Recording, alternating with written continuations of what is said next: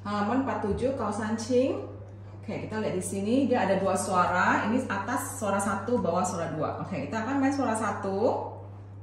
Main di halaman 1 sampai sini selesai, and then lanjut ke halaman belakang ya. Halaman belakang selesai, ulang lagi ke depan sampai selesai.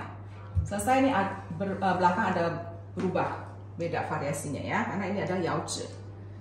Pakai tempo 100. 1, 2, 3, 4.